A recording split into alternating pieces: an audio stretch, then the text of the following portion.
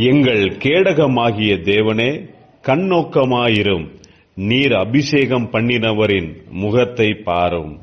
கர்த்தருக்குள் பிரியமானவர்களே, உங்கள் அனைவருக்கும் இனிய காலை வணக்கங்கள்.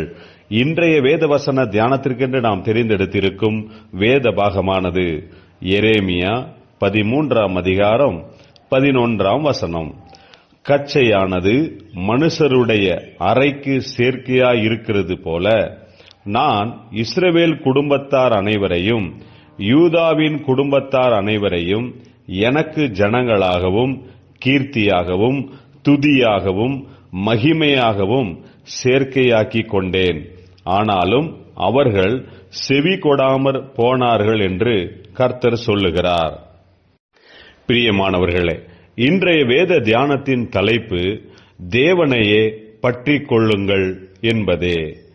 தேவனாகிய கர்த்தர் எரேமியா தீர்க்கதரிசியை நோக்கி, நீ போய் ஒரு சணல் கச்சையை வாங்கி அதை உன் அறையிலே கட்டிக்கொள்.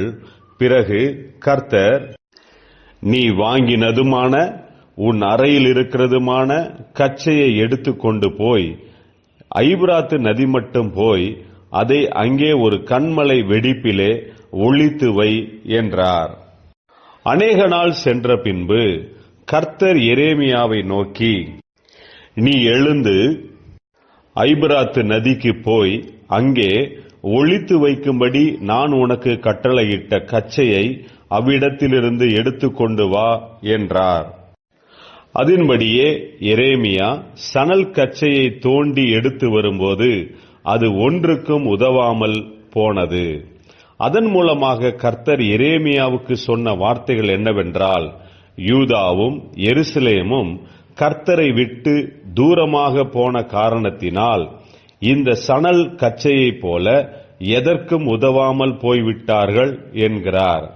கர்த்தர் நம்மை அவருடைய ஜனங்களாகவும் மகிமையாகவும் கீர்த்தியாகவும் துதியாகவும் கச்சையைப் போல கட்டிக் கொண்டிருக்கிறார். நாமும் கர்த்தரையே பற்றி கொண்டிருக்கும் போது அவருக்கு மகிமையாகவும் கீர்த்தியாகவும் இருப்போம். ஆனால் நாம் கர்த்தரை விட்டு தூரமாக போகும்போது எதற்கும் உதவாதவர்கள் போலாவோம். அதனால் எச்சரிக்கையாய் இருப்போமாக. ஜெபிப்போம். ஜீவனுள்ள தேவனே, எப்போதும் எல்லா சூழ்நிலைகளிலும் உம்மையே பற்றி கொண்டு சார்ந்து கொண்டிருக்கும்படி கிருபை தாரும், ஆசீர்வதியும்.